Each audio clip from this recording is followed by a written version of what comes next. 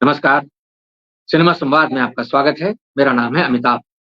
सत्य हिंदी पर सिनेमा से जुड़ी अपनी साप्ताहिक पेशकश में हम हर हफ्ते बात करते हैं सिनेमा के तमाम पहलुओं के बारे में, क्योंकि हमारा मानना है कि सिनेमा सिर्फ मनोरंजन की चीज नहीं है। सिनेमा समाज से संवाद का सबसे सीधा और सबसे सशक्त माध्यम है और समाज की सोच को गहराई से प्रभावित करने की क्षमता रखता है। इसलिए सिनेमा के तमाम पहलुओं पर, तमाम बातों पर लगातार सिलसिलेवार गंभीर बातचीत की जरूरत है। इस कड़ी में आज हम बात करने वाले हैं ओटीटी प्लेटफ़ॉर्म्स पर दिखाए जाने वाले मनोरंजन के तमाम रूपों के बारे में। ओटीटी प्लेटफ़ॉर्म जैसा कि आप जानते हैं, Netflix, Amazon Prime Video, Sony TV, Sony Liv, Disney Hotstar और अन्य बहुत सारे प्लेटफ़ॉर्म्स हैं। उन पर जो कुछ भी दिखाया जा रहा है वो फ़िल्में हैं और तमाम सारी भाषाओं की फ़िल्में दिखाई जाती हैं, उसमें बहुत सारी वेब सीरीज़ दिखाई जाती हैं। तो क्या-क्या नई चीज़ें आ रही हैं और उनका क्या दर्शकों पर प्रभाव पड़ रहा है, वो किस तरह से हमारे एंटरटेनमेंट का जो स्पेस है उसको इम्पैक्ट कर रही हैं, कैसे बदल रहा है वो सारा का सारा मामला, इस पर आज हम बात करेंगे। और हमारे साथ कुछ बहुत ख़ास लोग मौजूद हैं हमेशा की तरह। मैं आपसे उनका परिचय करा देता हूँ। हमारे साथ जबरीमल पारेख साहब मौजूद हैं, जो कि हिंदी सिनेमा के बहुत जाने-माने व्याख्याता हैं। बहुत वर्षों से, दशकों से हिंदी सिनेमा के बारे में लगातार लिख रहे हैं और कई किताबें लिख चुके हैं हिंदी सिनेमा के बारे में। अजय ब्रह्मात्मा जी हैं, जो कि हिंदी सिनेमा के बारे में पत्रकारिता के ज़रिए, अखबारों के ज़रिए, टेलीविज़न के ज़रिए, यूट्यूब चैनल के ज़रिए सिनेमाहॉल नाम का एक यूट्यूब चैनल चलाते हैं और कई किताबें लिख चुके हैं। शिवा असलम फहमी साहिबा हैं, जो टिप्पणीकार हैं, सिनेमा संस्कृति से जुड़े मुद्दों पर लगातार लिखती रहती हैं और यूट्यूब पर भी सक्रिय हैं। हमारे साथ फरीद खान साहब हैं, जो हिंदी फ़िल्म इंडस्ट्री से जुड़े हुए हैं, पटकथा लेखक हैं और सबसे दिलचस्प बात ये है कि फरीद खान साहब की लिखी फ़िल्म पटना शुक्ला अभी शुक्रवार को ही डिज़नी हॉटस्टार पर आई है, जिसमें रवीना टंडन ने मुख्य भूमिका निभाई है। तो पटना शुक्ला के लेखक के तौर पर भी फरीद खान साहब से हमारी बातचीत होगी। पटना शुक्ला के बारे में भी बात करेंगे और तमाम प्रभावों के बारे में भी बात करेंगे।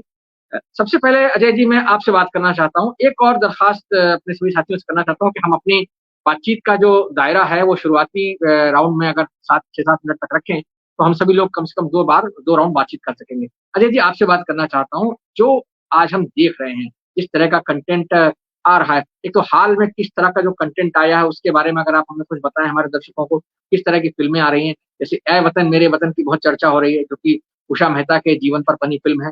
उसी तरह से अभी पटना शुक्ला की हमने बात की। तमाम सारी ऐसी फ़िल्में हिंदी की वेब सीरीज़ हैं और गैर हिंदी भाषाओं के भी बहुत सारे नए-नए कंटेंट और फ़िल्में या वेब सीरीज़ वगैरह आ रही हैं। उनके बारे में अगर आप हमें बताएँ किस तरह से वो दर्शकों को प्रभावित कर रही हैं? अजय जी। जी, नमस्कार आप सभी को। और शुरुआती बल्लेबाज होने की अपनी दिक्कतें होती हैं। फिर भी मैं ओटीटी को लेकर के हमारी धारणाएँ सिर्फ़ हिंदी प्रोग्राम को लेकर अगर बन रही है और हिंदी में जो भी फ़िल्में देख रहे हैं या वेब सीरीज़ देख रहे हैं या कुछ और दूसरे प्रोग्राम देख रहे हैं, तो ये धारणा आंशिक ही होगी और संपूर्णता में उसको नहीं देख पाएगी। आप देखें कि देश में लगभग 50 ओटीटी अभी एक्टिव है, 50 से ज़्यादा ओटीटी प्लेटफ़ॉर्म चल रहे हैं।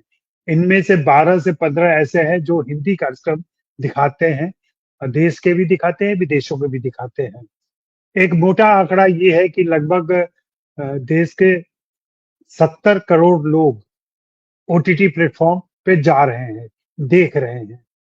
तो और इससे आमदनी जो हो रही है, जो एक पूरा बिज़नेस है, उसको भी ध्यान में रखें अगर आप, तो 3 अरब डॉलर का व्यापार हो रहा है, जो कि अगले 2 सालों में 7 अरब डॉलर तक जा सकता है। तो इतना बड़ा दाँव वहाँ लगा हुआ है और उससे कारोबार हो रहा है, तो सारी चीज़ें बाज़ार किस तरीके से वहाँ एक्टिव हो जाएगा, बाज़ार किस तरीके से चीज़ों को डिसाइड करेगा, ये सब तो लाज़मी है, होगा।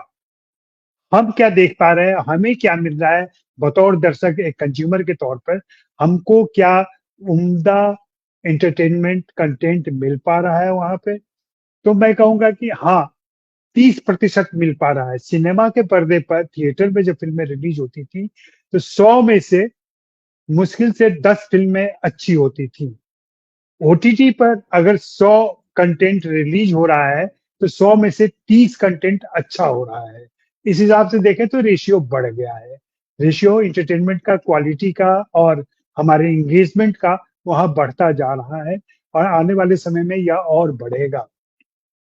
आपने पटना शुक्ला का नाम लिया, मैं गुलमोहर का नाम लूँगा, एक बंदा काफी है का नाम लूंगा, ऐ वतन मेरे वतन का नाम लूंगा, लेकिन इसके साथ ही मर्डर मुबारक भी आ जाता है, जहाँ एक हमारे समय का उम्दा कलाकार एक घटिया अभिनय करता हुआ दिखाई पड़ता है। वैसे ही कुछ और ऐसे शोज आते हैं जहाँ पे इस तरीके की चीजें होती है। असल में खेल एक दूसरा चल रहा है, जिसको शायद इंडस्ट्री के बाहर के लोग उतना नहीं जान पाते हैं। वो ये है कि तमाम प्लेटफॉर्म पिछले अपने खट्टे अनुभवों से उन्होंने ये तय किया है कि अगर आपकी फिल्म ओटीटी पर दिखाई जानी है तो पहले उसको थिएटर में रिलीज कीजिए, फिर उसके बाद हम उसको ओटीटी पर ले आएंगे। एक तो ये सामान्य नियम बना हुआ है सभी के लिए, खास करके नए जो प्रैक्टिशनर हैं उनके लिए।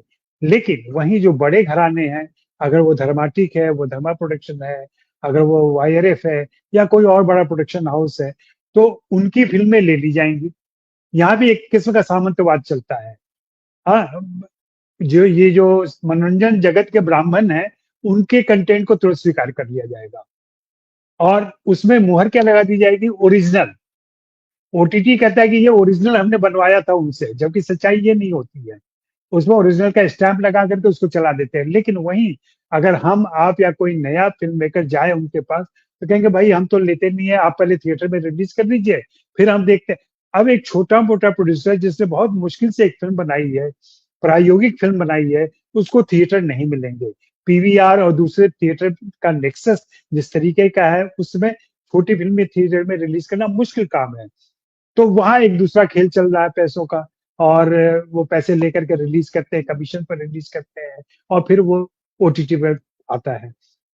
तो हुआ क्या कि पिछले कुछ सालों में जो हिंदी फिल्मों के कह लें असफल फिल्म मेकर, लेखक और दूसरे लोग थे, उनमें से अधिकांश इन ओटीटी प्लेटफॉर्म पे जाकर के क्यूरेटर बन गए हैं, प्रोग्रामर बन गए हैं, और वे लोग अभी भी महत्वाकांक्षा रखते हैं कि भविष्य में वे फिल्में बनाएंगे। तो वहां वे सारे कनेक्शन को अपने जोड़ते हैं और बनाते हैं ताकि भविष्य में उनका काम बन सके।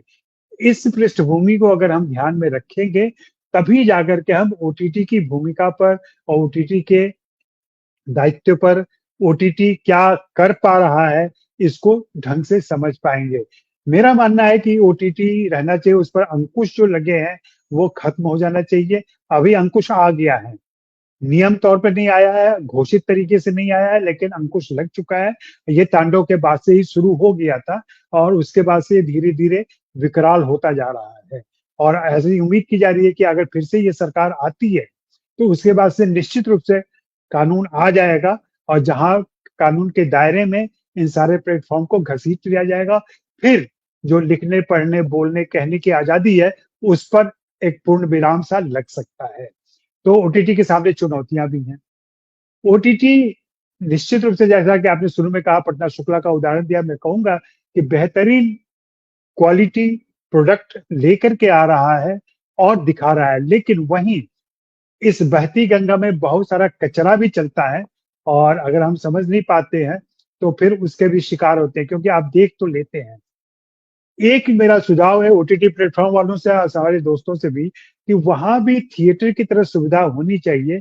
कि जरूरी नहीं है कि आपको एक कोई फिल्म पर्टिकुलर देखनी है, वो किसी प्लेटफॉर्म पर अगर है, तो वहां जाने के लिए उसका सब्सक्रिप्शन लेना पड़े महीने भर का या साल भर का।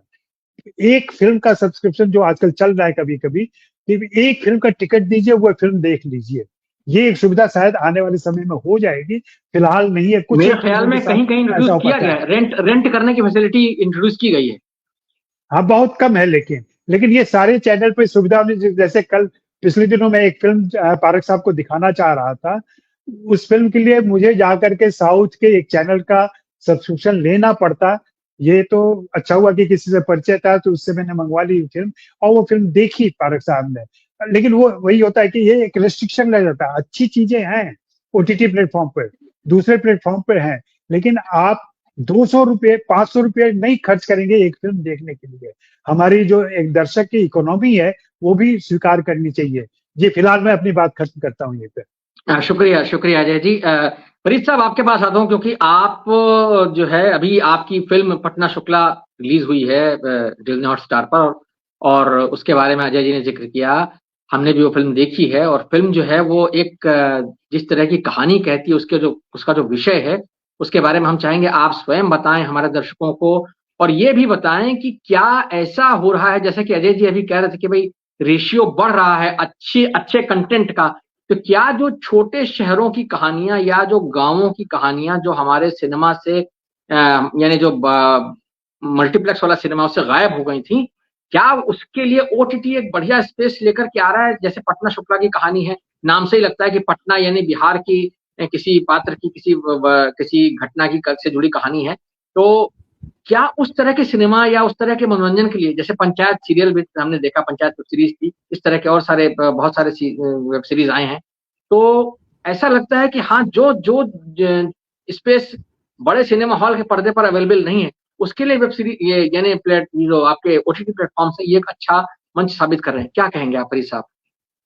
जी, मैं आपकी बात से सहमत हूँ, क्योंकि अभी 2-3 साल पहले की बात है कि एक फिल्म है आनी मानी, एक जामिया का लड़का है फहीम खान, उसने वो फिल्म बनाई और फिल्म बहुत अच्छी है। वो बीफ बैन के बाद जो लोग उस कारोबार से जुड़े हुए थे उनकी जिंदगी पर वो फिल्म है, लेकिन उसको किसी ने खरीदा नहीं, तो वो मूवी पर आई और वहां पर वो उसका अच्छा रिस्पॉन्स हुआ।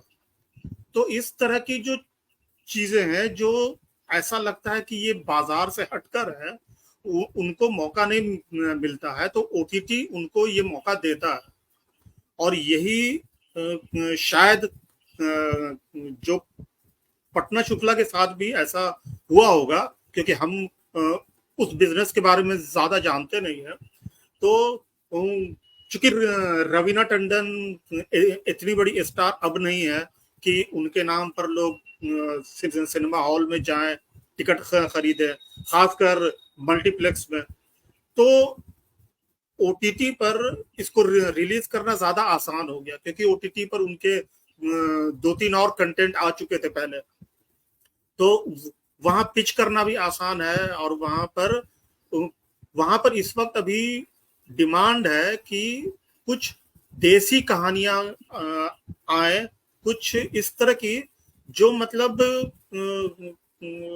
रीजनल उसका टच हो, उसमें रीजनल भी हो, सच्चाई भी हो, और अगर ये किसी सच्ची घटना पर हो तब तो वो ज्यादा उसमें सहज होते हैं और उसको पिच करना भी आसान हो जाता है।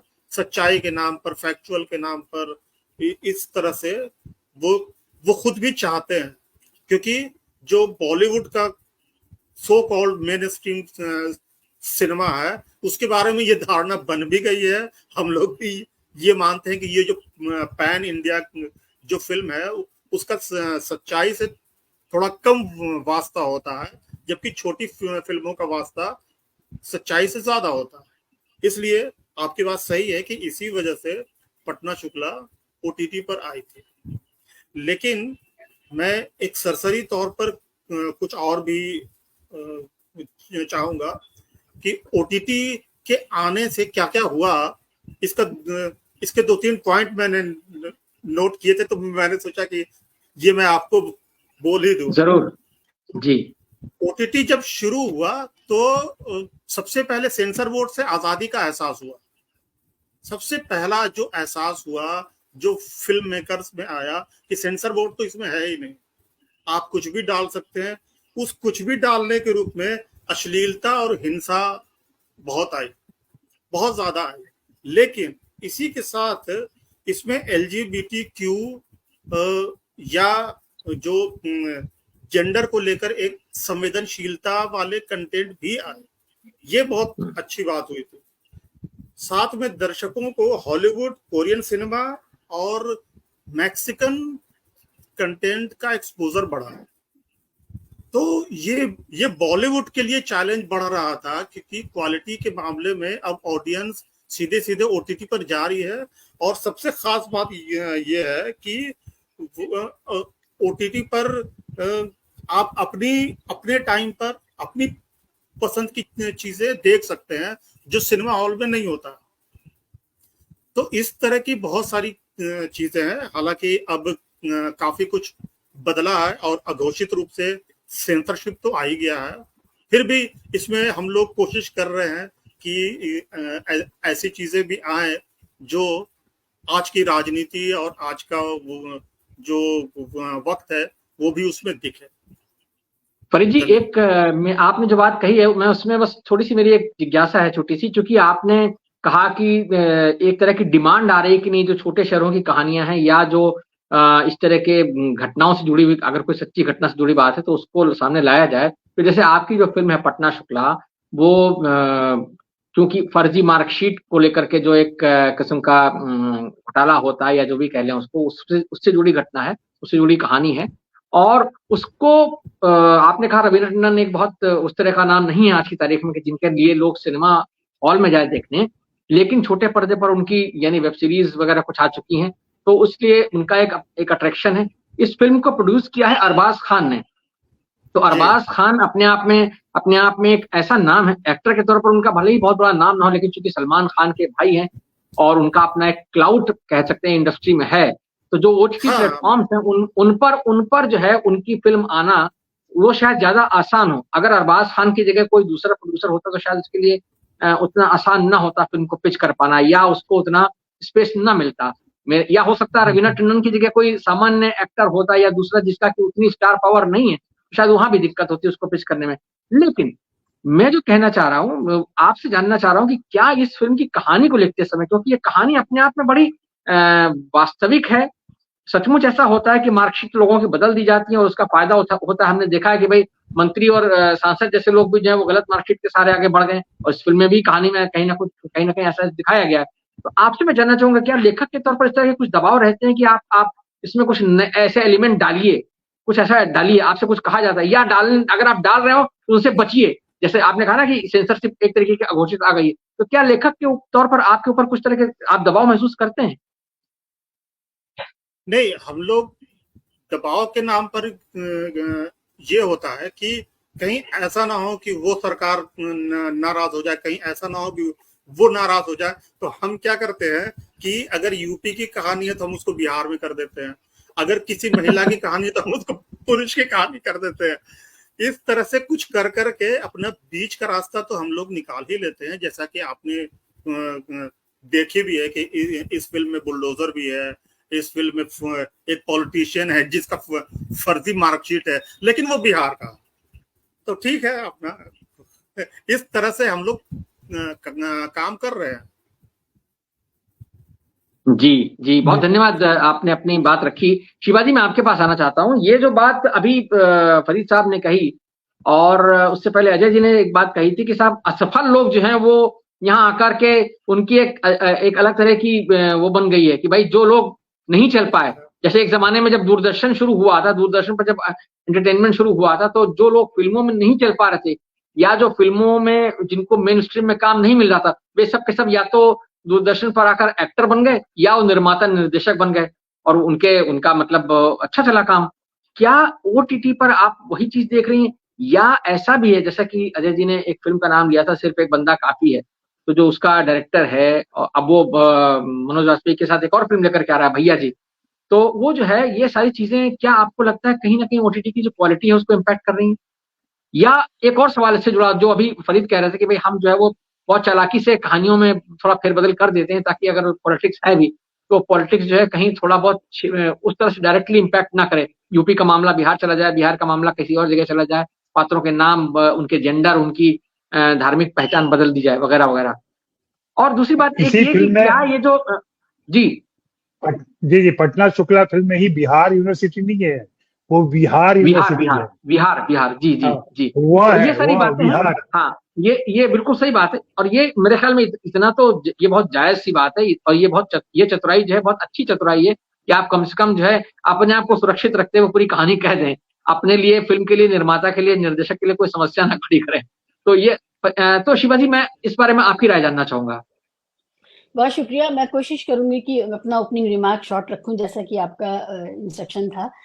लेकिन सवाल दो तीन आपने किए हैं। एक तो ये कि जो ओटीटी पर ये जो आज़ादी का सवाल है कि हम अपनी बात कह सकने में समर्थ हो रहे हैं, ये सबसे बड़ा सवाल है। क्योंकि जो दौर आया था, और हर बार ये होता है कि जब सबसे ज्यादा अंधेरा होता है और लगता है सब कुछ बंद हो गया, खत्म हो गया, तभी कुछ ऐसा हो जाता है, कभी टेक्नोलॉजी के जरिए, कभी और किसी जरिए, कि पता चलता है कि नहीं, डेमोक्रेटाइजेशन का जो प्रोसेस है वो टेक्नोलॉजी के जरिए आगे बढ़ रहा है। और इसमें ओटीटी प्लेटफॉर्म, स्ट्रीमिंग प्लेटफॉर्म्स का बहुत बड़ा रोल है। आप ये देखिए कि दुनिया भर की जबानों में एक तो आपका काम जाता है। सबसे बड़ी बात ये कि आप भारत में बनाइए, आप भोजपुरी में बनाइए, किसी भी जबान में बनाइए, और वो नेटफ्लिक्स पर है तो दुनिया की शायद 45-46 अंतरराष्ट्रीय भाषाओं में जा रहा है वो काम। तो ये जो इतना बड़ा फलक आपको मिल रहा है, कौन, आज हम कोरियन ड्रामास भी तो देख ही रहे हैं ना। तो ये जो फलक इतना बड़ा मिल रहा है, कौन कहाँ से कैसे रिलेट कर रहा है, कैसे उसको उठाया जा रहा है, और इसका मार्केट भी अब तयशुदा नहीं है। ये नहीं है कि कोई चरित्र या कोई कहानी अगर किसी जगह रूटेड है, परिवेश में कल्चरली रूटेड है, तो वो वहीं की है। वो कहीं की भी हो सकती है। अफ्रीका की कहानी भारत की हो सकती है, भारत की कहानी अफ्रीका की हो सकती है। मान लीजिए पानी की समस्या के ऊपर बनी है या माइनिंग की समस्या पे बनी है, तो ये दोनों आदान प्रदान इस तरह का हो सकता है। सबसे जरूरी बात मुझे ये लगती है कि ये जो सफलता और असफलता का सवाल है, देखिए कोई आदमी परमानेंट सफल नहीं है, कोई आदमी परमानेंट असफल नहीं है। ये जो बड़े बड़े पर्दे का जो की बात थी कि अगर दो चीजें या तीन चीजें असफल हो गई और उसके कारण अलग अलग हो सकते हैं, तो एक निर्देशक या एक कलाकार वो जिंक्स हो जाता था, उसके ऊपर ठप्पा लग जाता था। तो ये जो सफलता और असफलता, हम जानते हैं कि फिल्मी दुनिया में बहुत बड़े बड़े नाम सितारे जिन्होंने बड़ा काम किया, वो 2 या 3 फिल्मों की असफलता के बाद बिल्कुल बाहर कर दिए गए, और फिर अपदस्त हो गए, और फिर दूसरे लोग आए। ठीक है, तो ये अभी जो मौका है, ओटीटी की वजह से जो मौका है, उसमें आप बार बार अपने आप को प्रूफ कर सकते हैं।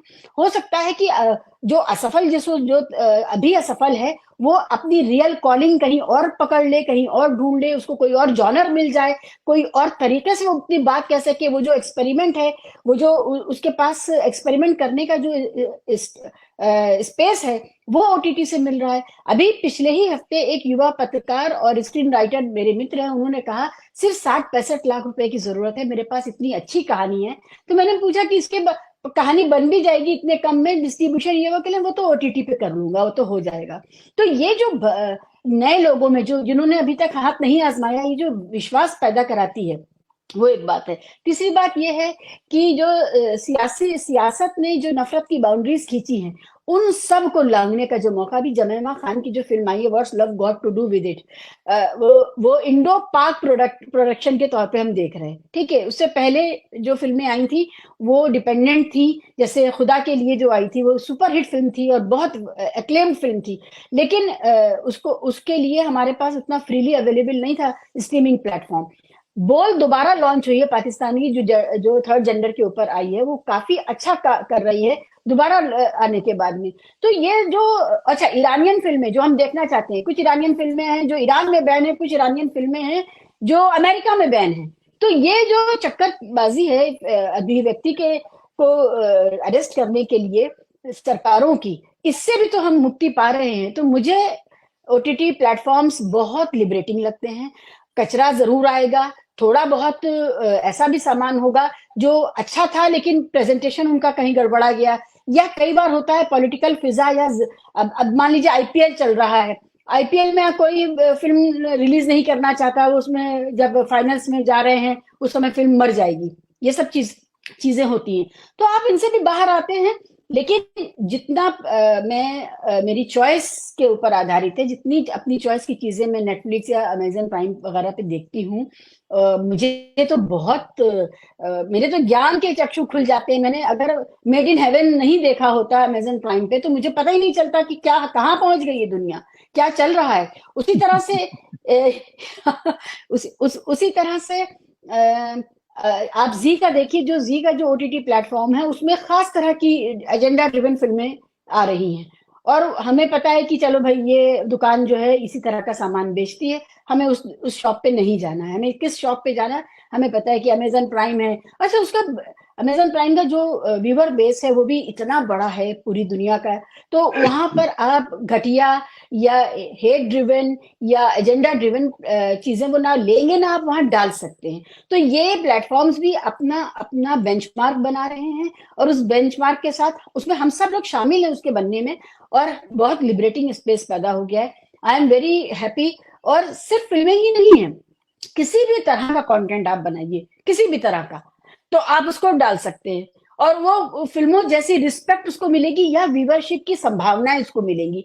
तो ऑफ कोर्स फ़िल्म, लेकिन फ़िल्म के अलावा बहुत कुछ वहाँ आप डाल सकते हैं। आप अच्छी न्यूज़ प्रोड्यूस करिए और उसको भी डाल दीजिए, और डॉक्यूमेंट्री प्रोड्यूस करिए, उसको भी डाल दीजिए। आजकल डॉक्यूमेंट्रीज़ इतनी अच्छी, बहुत देखिए अच्छी न्यूज़ का डॉक्यूमेंट्रीज आ रही हैं। हाँ, न्यूज़ का स्तर बहुत गिर गया है, लेकिन उन विषयों पर जो डॉक्यूमेंट्रीज़ हैं, वो इतनी गहरी हैं, इतनी डिटेल में हैं, और वो आपको बताती पूरा, और वो अपने दर्शकों के साथ ईमानदारी का उनका जो संकल्प है, वो वहाँ बना रहता है, जबकि न्यूज़ मीडिया पे हमें नहीं मिलता है। तो अगर हमें न्यूज़ भी किसी विषय के बारे में एनालिसिस भी चाहिए, तो भी मैं प्रेफ़र करूँगी कि मैं किसी डॉक्यूमेंट्री को देखूँ जाकर के, जिनको उसी डॉक्यूमेंट्री से अपना नाम, काम और अपना विश्वास पैदा कराना है। तो मेरा ओपनिंग रिमार्क ये है कि I am very happy with these OTT platforms, great possibilities. बहुत शुक्रिया। आपने जो बात कही, वाकई कम से कम व्यूअर के पास चॉइसेस बहुत हैं और उसको ये पूरा मौका मिलता है कि वो अपनी पसंद का कंटेंट जो है वो देख सके। कम से कम जैसे आपने डॉक्यूमेंट्रीज की बात कही, मुझे याद है मैंने बहुत अच्छी अच्छी डॉक्यूमेंट्रीज जो इवन ऑस्कर जिनको मिला है या जिन जो नॉमिनेट हुई थी उनको मैं देख पाया हूँ इन प्लेटफॉर्म्स पर। बहुत सारी ऐसी फिल्में जिनको ऑस्कर मिला है या जो ऑस्कर के लिए नॉमिनेट हुई, जैसे अब ओपेनहाइमर को ऑस्कर मिला है और ओपेनहाइमर इस समय आपको अवेलेबल है ओटीटी पर। तो जिनको देखना हो, जो सिनेमा हॉल पर नहीं देख पाए, वो देख सकते हैं।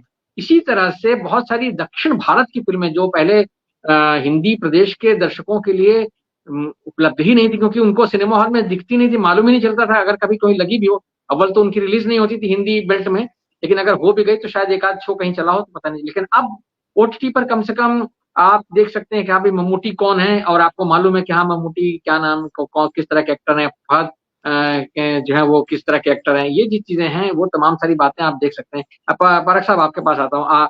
जो बातचीत यहाँ चल रही है, मैं शुरुआत में एक फिल्म का जिक्र हुआ था, ऐ वतन मेरे वतन।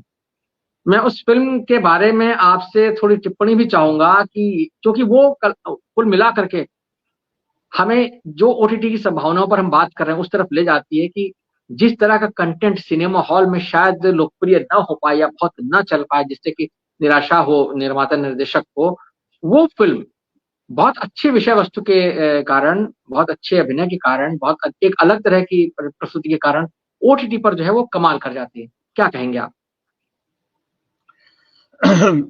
एक तो सभी को नमस्कार। दूसरा ये कि मैं शिवाजी जितना आशान्वित तो नहीं हूँ, लेकिन शायद उतना निराश भी नहीं हूँ अजय की तरह। अजय ने कहा कि 30% अच्छा है, लेकिन उन्होंने थिएटर की बात कही कि वहाँ 10% बेहतर है, तो यहाँ 30% है। 30% नहीं है, 3 गुना ज्यादा है। आप देखिए कि 10 को 30 से करिए तो 3 गुना ज्यादा। ये 3 गुना ज्यादा होना ओटीटी पर ये एक काफी अच्छी बात है, लेकिन भविष्य के बारे में नहीं कह सकता। जुलाई में जो नया कानून लागू होने वाला है, उसके बाद क्या होगा कहना मुश्किल है। कुछ उदाहरण भी है, जैसे आपको ध्यान हो, आप लोगों में से बहुतों ने देखा भी हो, लैला नेटफ्लिक्स पर आई थी, दीपा मेहता की। लाजवाब, 6 एपिसोड का ही था, लेकिन लाजवाब वो सीरियल था। मैंने लिखा भी उस पर। वो उसका दूसरा भाग नहीं बना पाई अभी तक, क्योंकि बहुत सारी ऐसी चीजें हैं जो दबाव डालती है कि इस तरह मत बनाइए, क्योंकि वो सीधे सीधे आलोचना करती थी, वो उस भविष्य को दिखाती थी जो अब लगभग हमारे दरवाजे पर ठक ठक करने लगा है। तो ये बात भी है, लेकिन निश्चित रूप से बहुत सारी चीजें हो रही है जो यहाँ पर बताई है। एक पहले मैं एक छोटी सी बात बताऊं जो शायद थोड़ी मजेदार भी लगे। जैसे अगर आप बच्चों से बात करें, युवा किशोरों से या यंग लोगों से, तो मालूम पड़ेगा कि वो कोरियन सीरियल बहुत देखते हैं, कोरियन फिल्में भी बहुत देखते हैं। और मैक्सिकन देखते हैं, ठीक है। और फिर क्या करते हैं, फिर ये करते हैं कि वीकेंड में जाके कोरियन खाना भी खाते हैं। तो ये बड़ा बदलाव हो रहा है। अगर गुड़गांव जैसे या दिल्ली जैसे या बम्बई जैसे महानगरों में आप देखें तो हमारे आसपास के रेस्टोरेंट का जो है कल्चर बदल गया है, नेचर बदल गया है। अब आपको कोरियन खाना मिलेगा, जापानी खाना मिलेगा, मैक्सिकन खाना मिलेगा। और मेरी बेटी का कहना है कि ये सब ओटीटी में पर आ रहे सीरियल और फिल्मों का प्रभाव है, जिसके कारण लोग इस तरह के रेस्टोरेंट में जा रहे हैं। बच्चे खास तौर पर डिमांड कर रहे हैं कि हमें मैक्सिकन खाना खाना है या हमें कोरियन खाना। तो ये वास्तव में सिर्फ ओटीटी पर किसी फिल्म या सीरियल का आना ही नहीं है, यह एक तरह से कल्चरली जो परिवर्तन हो रहा है। और ये परिवर्तन जो है ये वर्तमान सत्ता की इच्छा के विरुद्ध हो रहा है और उसके एक काउंटर नैरेटिव पैदा किया हो रहा है। और ये काउंटर नैरेटिव जो है मैं समझता हूं कि ज्यादा पॉजिटिव है। कब तक रहेगा मुझे नहीं मालूम, लेकिन बहुत महत्वपूर्ण है। क्योंकि अगर आप कोरियन फिल्म देख रहे हैं, आप मैक्सिकन फिल्म देख रहे हैं, आप साउथ की फिल्में देख रहे हैं, तो आप कितनी सावरकर और इस तरह की फिल्में बना लीजिए, उसका प्रभाव कम तो होगा कम होगा, लेकिन निश्चित रूप से मिडिल क्लास के अंदर ही, और मिडिल क्लास के अंदर उसका असर जो है वो दिख भी रहा है। तो ये मैं समझता हूँ कि इसका एक बड़ा पॉजिटिव रोल है। जहां तक ए वतन मेरे वतन की बात है, कुछ सुखद संयोग हुआ इसके साथ। ए वतन मेरे वतन जब आई तब सावरकर भी आई, और ये दोनों फिल्में राष्ट्रभक्ति की दो अलग अलग धारणाओं को हमारे सामने रखती है। एक जो बहुत ही संकीर्ण है, जो हिंदुत्व की राजनीति से प्रेरित है, और जो हमारे आजादी के एक लंबे और गौरवपूर्ण इतिहास को काउंटर करती है, उसको नकारती है। और दूसरी तरफ एक फिल्म आती है जिसमें एक ऐसे स्वतंत्रता सेनानी को नायक बनाकर, मतलब नायिका भी कह सकते हैं, नायक बनाकर पेश किया जाता है, उषा मेहता को, जिसके बारे में कम जाना जाता है, कम लोग जानते हैं। हालांकि वो इतना भी कोई विलुप्त नाम नहीं है उषा मेहता। अगर आप 42 के आंदोलन के बारे में पढ़ें तो आप उषा मेहता के बारे में काफी पढ़ेंगे, क्योंकि वो जो कांग्रेस रेडियो या आजाद रेडियो था, उसको उसके साथ उनका नाम बहुत गहरे रूप में जुड़ा। लेकिन ये फिल्म जो है ऐसे जो हाशिए पर नायक रह गए थे उनको वापस लाती है। और अगर आप ध्यान दें तो जब आप एक दिन प्रतिदिन देखते हैं, और भले ही आपने सावरकर ना देखा हो, तो भी आपके दिमाग में आता है कि हाँ, ये एक तरह से ये जो नकली नायक थे उनका जवाब है ये फिल्म। और जवाब है, बेहतर होता कि इस जवाब को और बेहतर ढंग से बनाया जाता। निश्चित रूप से कुछ कमियां रह गई, वो कमियां बहुत सारी है, लेकिन होता है। फिल्म फिल्म बनाना हो या कहानी लिखना हो या कविता लिखना हो, कला का माध्यम ऐसा होता है कि 100% कोई भी पूर्ण नहीं होता।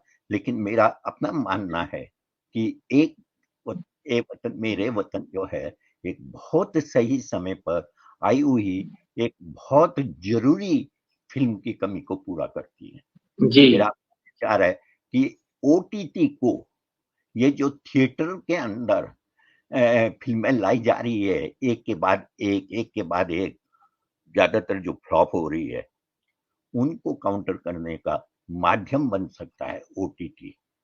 इस तरह के उषा मेहता जैसे और बहुत सारे नायक हैं जिन पर फिल्में बनाई जा सकती है और प्रभावशाली फिल्में बनाई जा सकती है। जी तो इसलिए मुझे ये लगता है कि ओटीटी में जो संभावना जब तक है, तब तक फिल्मकारों को अपनी बात कहने के लिए सामने आना चाहिए। लेकिन मैं थिएटर से भी बहुत ज़्यादा निराश इसलिए नहीं हूँ। थिएटर में 10% ही आओ और थिएटर में बड़े नाम ही चलते हों, ऐसा भी नहीं है। लापता लेडीज़ में कोई बड़ा नाम नहीं है, लेकिन धीरे-धीरे वो फ़िल्म पॉपुलर होती चली गई। और अभी भी बहुत जगह चल रही है। और वो 12वीं फेल भी वैसी फिल्म थी, 12वीं फेल भी उसी तरह से कह सकते हैं, 12वीं फेल भी जो है। मतलब जो न बड़े बिल्कुल नामों और बड़े कलाकारों के बावजूद, हालांकि ऑल इंडिया रैंक उतर भी गई, वो शायद ऑल इंडिया हाँ रैंक को अगर ओटीटी पर लगाते तो वो शायद ज्यादा कामयाब होती। बिल्कुल तो ये तो थोड़ा सा रहेगा, कई बार अच्छी फिल्में थिएटर में फ्लॉप हो जाएगी, कई बार अच्छी फिल्में बिना बड़े नामों के भी चलेगी। ये बहुत कुछ जी निर्भर करता है इस बात पर कि लोग किस समय क्या देखना पसंद करते हैं, बिल्कुल सही और कह रहे हैं आप। वो उसका रेस्पॉन्स आना चाहिए। लेकिन अब ये डिमांड हो गई है कि थिएटर में चले या ना चले, ओटीटी पर फिल्में आनी चाहिए, और ओटीटी पर बेहतर फिल्मों की संभावना है। मैं 3 आखिरी नाम ले रहा हूँ। दहाड़ किसी सिनेमा हॉल में नहीं चल सकते थे इस तरह के सीरियल, या इस तरह के सीरियल, दहाड़ जैसा सीरियल संभव हुआ, कटहल जैसी फिल्म संभव हुई, और इस तरह की कई फिल्में, और साउथ की बहुत सारी फिल्में, जय भीम हिंदी प्रदेशों में पॉपुलर हुई केवल ओटीटी की वजह से। और बिल्कुल ये सही कह रहे हैं आप, बिल्कुल कितनी भाषाओं में वो फिल्में जा सकती है, सीरियल जा सकते हैं, कि वो धीरे धीरे वो एक अपना खुद का एक मार्केट, अपना एक मंच बना लेती है। जी, बहुत अच्छी बात आपने कही पार्क साहब। और मुझे लगता है चूंकि आपने आए वतन मेरे वतन का जिक्र किया, और आपने उसमें जो मुख्य किरदार है उस उषा मेहता का, उनके बारे में जिक्र किया, मुझे ये भी उसमें उस फिल्म में एक बड़ी नई बात लगी कि डॉक्टर राम मनोहर लोहिया को पहली बार किसी फिल्म में इतना स्पेस मिला है एज एक फ्रीडम फाइटर। यानी आजादी के हमारी जो लड़ाई रही है, स्वतंत्रता संग्राम का जो इतिहास है हमारा, उसमें गांधी, नेहरू, पटेल वगैरह हावी रहे हैं एक किरदार के तौर पर पर्दे में। लेकिन लोहिया जी को पहली बार किसी फिल्म में, क्योंकि वो जाहिर बात है इस फिल्म की कहानी से उनका एक नाम जुड़ा हुआ इतिहास में भी, कि भूमिगत रेडियो जो था उषा मेहता का, उससे वो अच्युत पटवर्धन और राम मनोहर लोहिया जैसे लोग जुड़े हुए थे। उन्होंने उसको मतलब सहारा दिया था, बढ़ावा दिया था। तो वो अपने आप, और वो जो बात आप कह रहे थे अभी, अजय जी ने भी जो बात कही थी, असफल लोगों वाली बात भी कह रहे, उसमें जुड़ जाती कहीं ना कहीं। सारा अली खान एक एक्टर के तौर पर मेरे ख्याल में अब तक का उनका जो पूरा करियर रहा है, ये उनके करियर की सबसे अच्छी फिल्म है, परफॉर्मर के तौर पर, एक्टर के तौर पर। क्योंकि उसी समय में जिस स्पेस में ए वतन मेरे वतन आई है, उसी स्पेस में अजय जी ने अभी मर्डर मुबारक का जिक्र किया, उसमें सारा अली खान भी हैं, और हमने उसमें देखा कैसे पंकज त्रिपाठी और विजय वर्मा जैसे अच्छे अभिनेता, समर्थ अभिनेता जो हैं, वो लगभग वेस्ट हो गए, जो बात अजय जी भी कह रहे थे। तो अजय जी मैं आप ही के पास आता हूँ। जो बात परख साहब कह रहे हैं, जिन खतरों की तरफ इशारा कर रहे हैं, क्या ओटीटी जो है जिस पर अंकुश की बात कही जा रही है, ये अंकुश लगना चाहिए या नहीं लगना चाहिए? क्योंकि ये भी अपने आप में एक डिबेट है कि अगर पूरी तरह सेंसर से मुक्त हो जाए कोई प्लेटफॉर्म, तो तांडव का जिक्र आपने किया ही था उस समय, क्या कुछ और हम लोग अभी जो बात फरीद साहब भी कह रहे थे कि भाई एक जमाने में जब सब आजादी मिली तो सबसे बड़ी बात यही थी कि जो चाहे लिख सकते हैं, लेकिन उसका असर क्या हुआ? भरपूर हिंसा, भरपूर गालियां। तो ओटीटी प्लेटफॉर्म जो है वो आप घर में टीवी पर बैठकर अपने परिवार के साथ देख ही नहीं सकते थे कोई भी चीजें, चाहे वो सेक्रेट गेम्स हो या बहुत सारी इस तरह की वेब सीरीज आई हैं। तो वो जो है, क्या आपको लगता है थोड़ा बहुत अंकुश कहीं ना कुछ होना चाहिए? क्योंकि जो हम बात सेल्फ रेगुलेशन की करते हैं, उसमें कई बार बहुत झोल आ जाते हैं, चाहे वो पत्रकारिता हो चाहे कोई चीज हो। सेल्फ रेगुलेशन जो है वो कामयाब होता दिखता नहीं। क्या कहेंगे आप? देखिए, मेरी व्यक्तिगत राय तो यही है कि कोई पाबंदी नहीं होनी चाहिए, कोई सेंसर नहीं होना चाहिए। संविधान हमारे पास है, और संविधान से विरोध में जाकर के अगर कोई कुछ करेगा, राष्ट्र हित के विरोध में जाकर कोई कुछ करेगा, तो उस पर वैसे भी पाबंदी लग जाएगी। इसके लिए अलग से नियम कानून बनाने की जरूरत नहीं है, जो कि वर्तमान सरकार चाहती है कि बन जाए। दूसरा, इस पर भी गौर करना पड़ेगा कि आवाज कहाँ से उठती है, उस आवाज को कितनी तरजीह दी जाती है। तांडव का पूरा विवाद आगरा के एक एफआईआर से हुआ था। बहुत छोटा सा किसी मामूली थाने में कोई एक एफआईआर हुआ कि तांडव में ये दृश्य है जो नहीं होना चाहिए, लेकिन उस छोटे से एफआईआर को एक छोटे से थाने में लगाए गए पूरे राष्ट्रीय मुद्दा बना दिया गया। वहीं आप 370 देख लीजिए, दूसरी चीजें देख लीजिए, वहां पर अगर आपको आपत्ति है, दूसरे खेमे को आपत्ति है, तो वो अपना विरोध दर्ज नहीं कर सकता, या विरोध दर्ज करता भी है तो उसको कोई हवा नहीं मिलती है, उसको कोई भाव नहीं देता है। ये सब बहुत देखने की जरूरत है, क्योंकि अभी वर्तमान सरकार जिस तरीके से काम कर रही है, जिन चीजों को छूट दे रही है, जिन चीजों पर अंकुश लगा रही है, क्या आप मानते हैं कि अगर आप गोधरा पर एक फिल्म बनाएं और उसमें एक कैरेक्टर दें मोदी जी का, उसमें एक कैरेक्टर दें अमित शाह का, तो आपकी फिल्म सेंसर से निकल पाएगी? कभी नहीं निकल पाएगी। लेकिन आर्टिकल 370 में नाम नहीं दिया गया है, लेकिन मोदी जी का चेहरा दिया गया है, अमित शाह का चेहरा दिया गया है, और ये उनकी अनुमति से ही दिया गया होगा। ऐसा नहीं होगा कि अचानक से कर दिए। लेकिन दूसरी फिल्में जब आती हैं तब वे कहते हैं कि नहीं, ये नाम आप नहीं ले सकते, फलाने का नाम तक आप नहीं ले सकते, और इसकी वजह से कई सारी फिल्में रुक गई हैं, रुकी पड़ी हैं।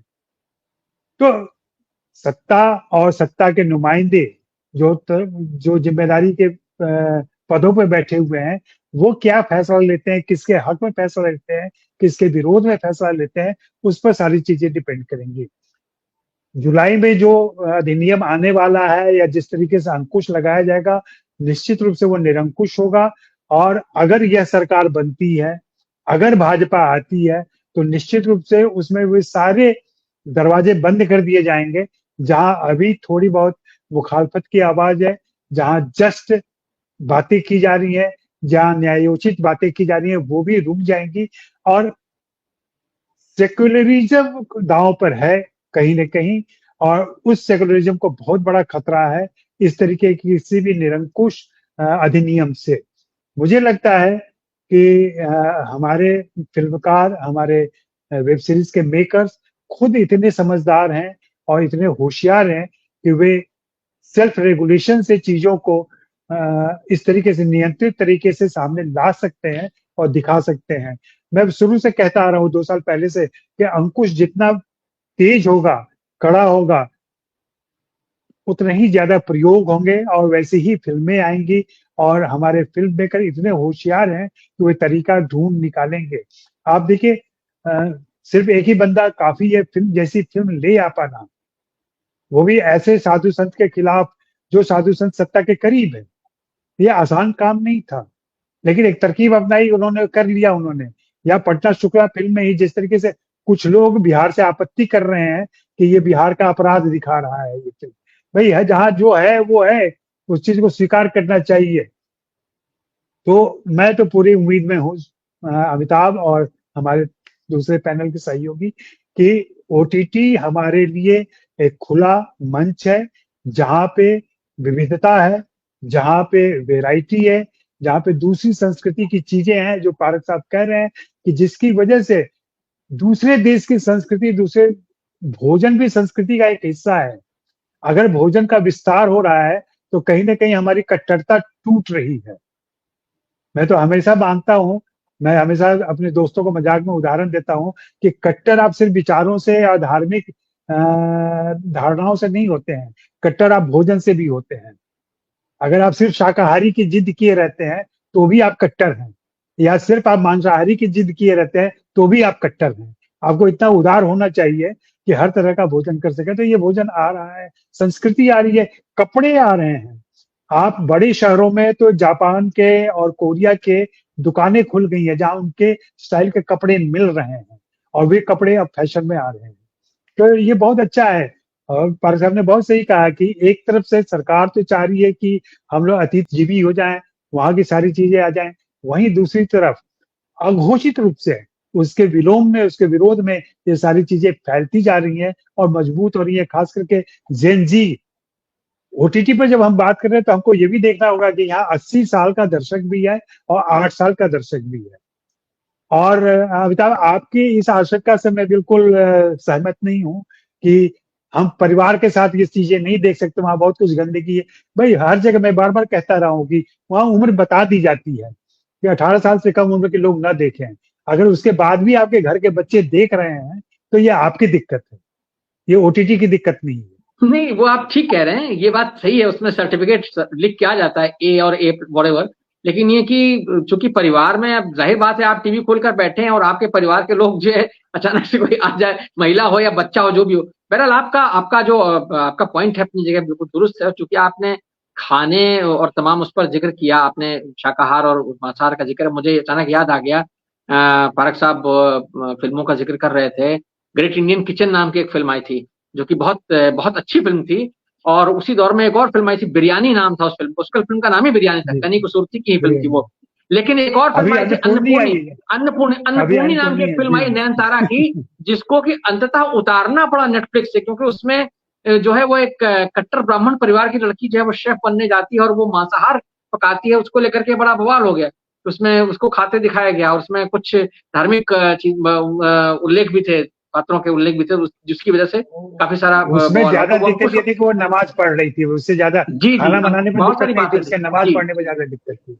जी, तो वो जो चीजें हैं वो कहीं ना कहीं वो भी डालती। मैं फरीद साहब आपके पास आऊंगा, जो ये बात कही जा रही है आपसे मैं जानना चाहता हूं, क्योंकि यहाँ कंटेंट के विस्तार की बात कही जा रही है और डाइवर्सिटी की बात कही जा रही है। तो एक तो ये कि क्या ये आप चूंकि इंडस्ट्री से जुड़े हुए हैं, आप पटकथा लेखक हैं, आप निश्चित तौर पर आपकी फिल्म अभी आई है डिज्नी हॉटस्टार पर, पटना शुक्ला, आप क्या समझते हैं कि आप जैसे तमाम पटकथा लेखकों के लिए ये जो ओटीटी का विस्तार है और जो इसकी डाइवर्सिटी है, अभी तक जो सीमाएं, जो मतलब खुलापन है, वो कहीं ना कहीं एक बहुत सारे अवसर लेकर के आया है बहुत सारे लोगों को, कलाकारों को भी हम कह सकते हैं। अभी जो बात अजय जी ने शुरू में असफल लोगों की बात कही थी, बहुत सारे ऐसे लोग जो कि सामान्यतः दिख नहीं रहे थे, दिखना बंद हो गए थे, उनकी भी डिमांड बढ़ गई। जैसे कि रघुवीर यादव और नीना गुप्ता को पंचायत के बाद बहुत सारा काम मिलने लगा, उनको हमने देखा बहुत सारा काम बहुत सारी भूमिकाओं में देखा। तो क्या आप क्या कहेंगे कि ये एक किस्म से नया दरवाजा, बहुत सारा नया टैलेंट आ रहा है, जैसे ऐ वतन मेरे वतन दारा फारूकी ने जो लिखी है, जिस तरह से फिल्म लिखी है उसके लिए उनकी बहुत तारीफ हो रही है, या जैसे आपकी फिल्म है तो विवेक बुढ़ाकुटी ने जिस तरीके से उसका निर्देशन किया है, वो उसको लेकर बहुत तारीफ हो रही है, क्या कहेंगे आप? बिल्कुल, ये ओटीटी ने तो नया मौका दिया है, खासकर हम लोग जो मतलब नई कहानियां कहना चाहते हैं, जो हम लोग दबंग नहीं लिखना चाहते हैं, मोटे तौर पर ये अगर कहें, हाँ, हम जवान नहीं लिखना चाहते हैं, तो हमारे लिए एक मौका तो आया ही है।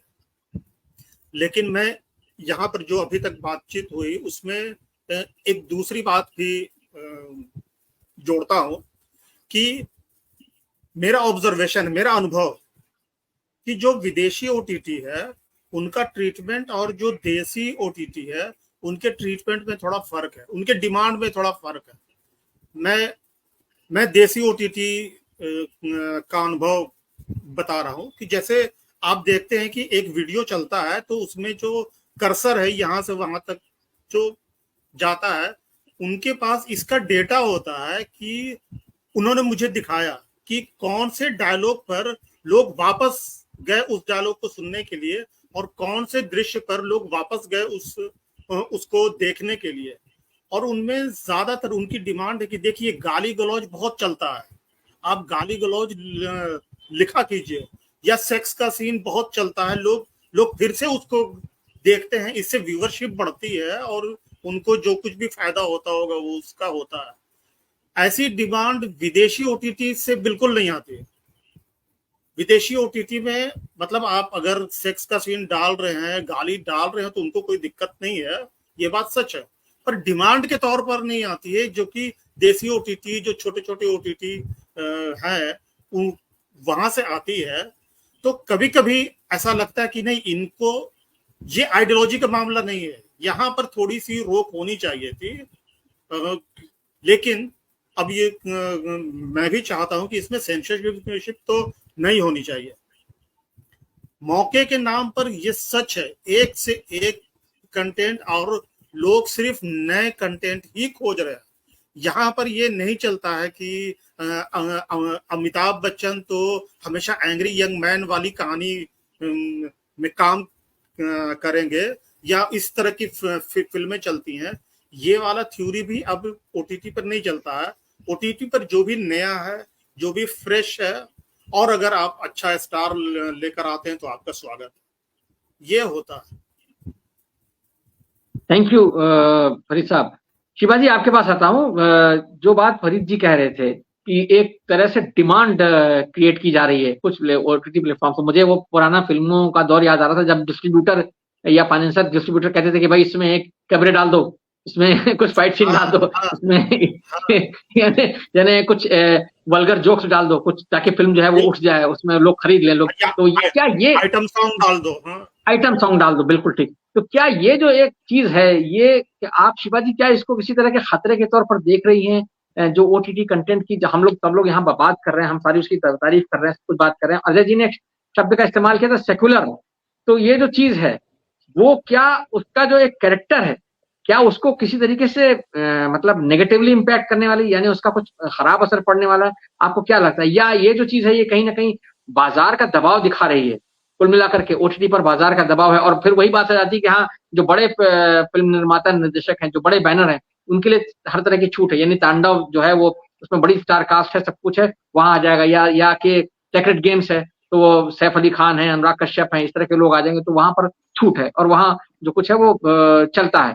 या मनोज वाजपेयी की सीरीज आ जाएगी जो फैमिली मैन है, उसमें चलता है। लेकिन जो छोटा क्रिएटर है उसके लिए ये एक दबाव की तरह काम करता है। क्या कहेंगे आप? आपने अभी कहा कि ऑन डिमांड सीन डाले जाते हैं। आपको याद होगा कि ऑन डिमांड रेप सीन्स भी डाले जाते थे। लेकिन जैसे ही स्मार्टफोन और फोन आया है जिंदगी में और सबके पास स्मार्टफोन है, वैसे ही अब उसकी जरूरत खत्म हो गई। अब रेप सीन्स जो है वो बहुत रियलिस्टिक होते हैं और जुगुप्सा और विभत्स होते हैं, मतलब उनको रोमांटिसाइज नहीं किया जाता क्योंकि वो मार्केट कहीं और चला गया, वो शिफ्ट हो चुका है। यहाँ पर उसको, और सोशल कॉन्शियसनेस भी जिस तरह की बढ़ी है, अब वो वाली लिबर्टी ले ही नहीं सकता निर्माता निर्देशक जो आज से 30 साल पहले ले रहा था। तो ये एक मैं अंडरलाइन करना चाहती थी ये बात की जो डिमांड का सवाल है। देखिए, सेगमेंटेड व्यूअरशिप अब एक रियलिटी है, और उसके लिए सिर्फ OTT का ये मतलब फिल्म एक माध्यम नहीं है। जैसा कि मैंने कहा, हमारे पास और भी बहुत सारे माध्यम हैं और उसमें बहुत क्या कहूं मैं, ऐसी चीजें हैं जो मेन स्ट्रीम का हिस्सा नहीं, जिसको हम वो कहते थे डार्क वेब कहें या क्या कहें, जो ऊपर से दिखती नहीं है लेकिन होती हैं, और वो सारी चीजें भी वहां मौजूद हैं। मतलब इतनी ज्यादा वायलेंस और सेक्सुअलिटी को लेकर, सेक्स को लेकर की इतनी चीजें हैं जो आपको सरफेस पर दिखती नहीं, जो प्रोड्यूस हो रही है, जो खास तरह की उसके लिए बनाई जा रही है व्यूअरशिप के लिए, तो वो एक अलग है। लेकिन सेगमेंटेड व्यूअरशिप को से डरना नहीं चाहिए, इससे नीरछीर ज्यादा होता रहेगा। पंचायत जैसा सीरियल शहरों में देखा जा रहा है। पंचायत जैसा सीरियल अगर वो कहानी कह रहा है जिसमें जो मिक्स्ड लाइफ स्टाइल है, इमोशन है, सब कुछ है, युवा की आकांक्षा भी है, गांव में सर्विस करने की मजबूरी भी है, ये सब कुछ है, तो मुझे ये लगता है कि ये बिल्कुल डरने का समय नहीं है। ये खुल करके काम करने का समय है उन सब के लिए जो काम करना चाहते हैं और नए तरीके से अपनी बात कहने के लिए आतुर हो रहे थे, और उनको मतलब धर्मा प्रोडक्शन से तो मौका नहीं ही मिलना था, ये बात तो तय है। तो ये एक चीज है। अगेन, जो महिलाओं के सवाल हैं वो आपको फिल्मों में वैसे कहीं नहीं दिख सकते जैसे आपको OTT में दिख रहे हैं। एक महिला के तौर पे मैं इसको एंटरटेनमेंट कंटेंट प्रोडक्शन के तौर पे इसको सबसे अच्छा युग मानूंगी। हालांकि सुजाता और अछूत कन्या से लेकर के हम यहाँ तक पहुंचे जिसमें प्रेम रोग जैसी फिल्म, विधवा विवाह वगैरह वगैरह सब कुछ था, लेकिन वो कितना चाशनी में लपेटा और इन योर फेस नहीं था। समाज को झंझोड़ करके, थप्पड़ मार के जो आईना दिखाया जा रहा है, जो दलित लड़कियों के बलात्कार की कहानी कही जा रही है, ये जो झूठ और सच का फर्क बताया। दहाड़ में आप देखिए कितनी नुआंस्ड सीरीज है, वो क्या क्या नहीं है उसमें। तो ये मेरा ये कहना है कि दलित की नजर से देखिए, महिला की नजर से देखिए, मार्जिनलाइज जो इंटरसेक्शनैलिटी ऑफ मार्जिनलाइजेशन है कि आप नॉर्थ ईस्ट से भी आते हैं, आप ट्राइबल भी हैं, आप महिला भी हैं और आप गरीब भी हैं, और तब आप एक सब्जेक्ट हैं, और वो सब्जेक्ट क्या हो सकता है? वो OTT ही देगा, वो और कोई नहीं देगा, वो मेन स्ट्रीम सिनेमा नहीं दे सकता। तो इसलिए मुझे बहुत संभावनाएं नजर आती हैं, मैं इसको बहुत स्वागत करती हूँ। और देखिए, सरकारी जो वो सारी चीजें हैं, रोक टोक की चीजें हैं, उसके भी तरीके लोगों को आते हैं और वो बड़े कॉमन प्लेस हो जाएंगे। वो VPN वगैरह जो लोग कर करके देखते हैं वो भी बड़े कॉमन प्लेस हो जाएंगे थोड़े दिन में। टेलीग्राम है, आपने देखिए टेलीग्राम ने कितना क्रांतिकारी माहौल बना रखा है। कोई भी चीज जो आपको कहीं ना मिल रही हो, टेलीग्राम आपको देने को तैयार है। वो तो उस तरह का प्लेटफॉर्म भी नहीं है। तो ये हमारे पास सुविधाएं बहुत सी, कंटेंट अच्छा बनना चाहिए। कंटेंट इसी उम्मीद पे बनेगा कि वो कहीं कहीं दिखाया जाएगा, और कहीं ना कहीं दिखाए जाने की जो संभावना बनी हुई है, यही सबसे बड़ी संभावना है। जी जी, बहुत अच्छी बात आपने कही। परख साहब, अंतिम टिप्पणी के लिए आपके पास आ रहा हूँ मैं। कार्यक्रम हमारा एकदम आखिरी हिस्से में है। जो बातें आज हमने की हैं ओटीटी की स्पेस को लेकर के और कंटेंट की डाइवर्सिटी को लेकर के, मैं आपसे ये जानना चाहता हूँ, आप किस तरह से, जो चूंकि आपने ये भी कहा कि भाई जुलाई में जब नया कानून आएगा तब क्या स्थिति होगी उसके बाद देखना होगा, और उसमें एंटरटेनमेंट स्पेस, पूरा डिजिटल स्पेस कवर हो जाता है, बहुत सारी बातें उसमें कवर हो जाएंगी। तो वो जो चीजें हैं, क्या आपको लगता है कि जो हमारा एंटरटेनमेंट इंडस्ट्री है, या जो हमारे जो लोग प्रोड्यूसर्स हैं और दर्शक भी, क्या उसके लिए कहीं उनमें कोई कॉन्शियसनेस है, या उसको काउंटर करने का कोई आपको लगता है कि कोई एक मूव है, या आपको लगता है होना चाहिए? क्या कहेंगे आप?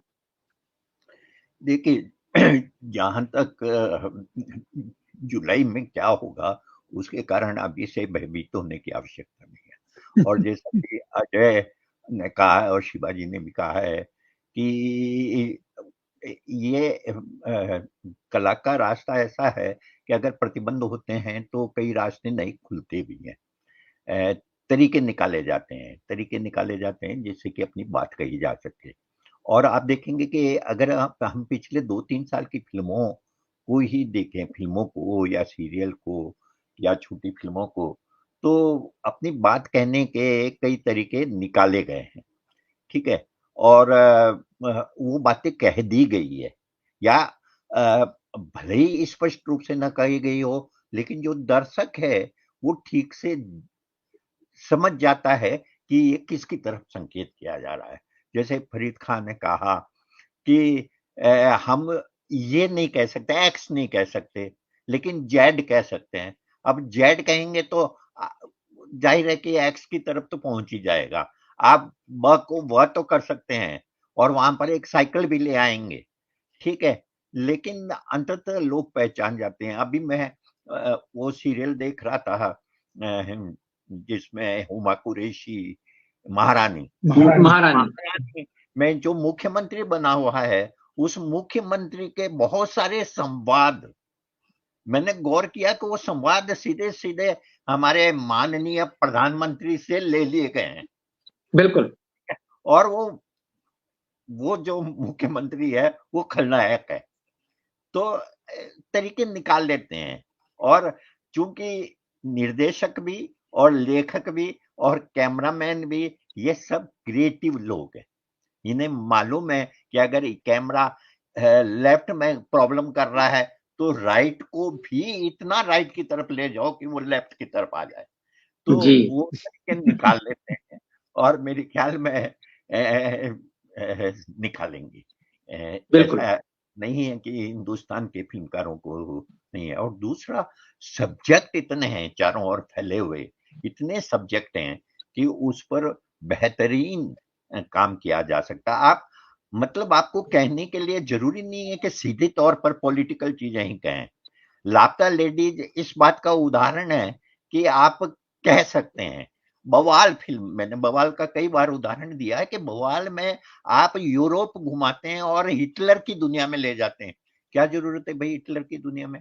इसलिए जरूरत है क्योंकि आज वर्तमान सत्ता जो है उसके चरित्र को आप उससे जोड़कर समझ सकें, देख सकें। तो वैसे लोग इतने भोले या इतने नादान नहीं है, वो बहुत अच्छी तरह से समझते हैं। बस यही है कि अगर फिल्म बनाने वाला खुद डर गया तो कुछ नहीं किया जा सकता। लेकिन सही कह रहे अगर हैं आप। रास्ता खोजेंगे तो रास्ते मिलेंगे। बिल्कुल सही कहा आपने, रास्ता खोजेंगे तो रास्ते मिलेंगे। जैसे ए वतन मेरे वतन में भी जो है बहुत सारे संदर्भ इस तरह के हैं कि उनको 1942 की कहानी होते हुए भी उसको आज से जोड़ दिया गया है। और पूरा वैकल्पिक मीडिया को किस तरीके से स्थापित किया जा सकता है, या वैकल्पिक मीडिया के जरिए एक कुछ भी बात खड़ा है, किया जा सकता है। हाँ अमिताभ जी, एक जी। बात कहता हूँ, उस फिल्म का विषय क्या है? विषय है एक आजाद रेडियो। क्यों आजाद रेडियो की जरूरत है? क्योंकि सत्ता ने, जो एक दमनकारी सत्ता है, उसने प्रतिबंध लगा रखा है। जी, बिल्कुल सही यहाँ बात है। से आप किस चीज को कब उठाते हैं उससे ये मालूम पड़ता है कि आप वर्तमान को किस दृष्टि से देख रहे हैं। बिल्कुल ठीक कहा आज आपने। और ये आज जो बात आपने कही थी मूल रूप से उस फिल्म के लेखक और निर्देशक और निर्माता करण जौहर है उस फिल्म के, तो वो सब बधाई के पात्र हैं कि वो कम से कम ऐसी फिल्म बना रहे हैं, चतुराई से उसमें अपनी बातें डाल रहे हैं कि हाँ, वो वर्तमान संदर्भों से भी जुड़ जाती है, कि जिस तरीके से उसमें संवाद लिखे गए हैं, कैसे वो एक सत्ता के दमन की बातें करते हैं और कैसे वो उसका रास्ता खोजने की बातें करते हैं। सारी बातें जैसे अभी शुरुआत में फरीद खान साहब ने बात बताई कि उन्होंने साहब उसमें बुलडोजर का भी जिक्र किया इनकी फिल्म में। उसमें वो उसमें जो मुख्य पात्र है उसका घर गिरा दिया जाता है, उसके घर का एक हिस्सा गिरा दिया जाता है बुलडोजर से। तो जो बुलडोजर न्याय हमारे यहाँ चल रहा है एक खास इलाके में, खास प्रदेश में, तो उसका भी कहीं ना कहीं जिक्र आ जाता है। तो ये बहुत अच्छी चतुराई है जिसका कि निस्संदेह स्वागत होना चाहिए। बहरहाल आज जो हम ओटीटी पर बात कर रहे हैं, ये बातचीत निस्संदेह एक इस आशा को कम से कम जिंदा रखती है कि अच्छा कंटेंट बनाने वालों के लिए रास्ते खुले हुए हैं। वो थोड़ी उनको हाँ हिम्मत करने की जरूरत है, थोड़ी विविधता की जरूरत है, डाइवर्सिटी दिखाने की जरूरत है, और जो वो विषय वो लिखना चाहते हैं, प्रस्तुत करना चाहते हैं, उसके लिए उनको नए नए प्रयोगों की जरूरत है। दर्शक उनको सराहना देने के लिए तैयार है। ऐसा भी नहीं है कि आप अगर अच्छा काम करेंगे तो आपके अच्छा काम को ओटीटी पर सराहना नहीं मिलेगी। इस बातचीत के लिए आप सबका बहुत बहुत धन्यवाद, और दर्शकों का भी बहुत बहुत धन्यवाद कि उन्होंने इसको बहुत सब्र के साथ देखा सुना। हम फिर किसी नए विषय के साथ हाजिर होंगे, तब तक के लिए नमस्कार।